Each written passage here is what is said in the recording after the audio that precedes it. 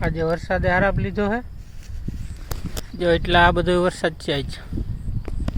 બાકી આજ વરસાદ આરામ છે બહુ કઈ છે નહીં વરસાદ અમારે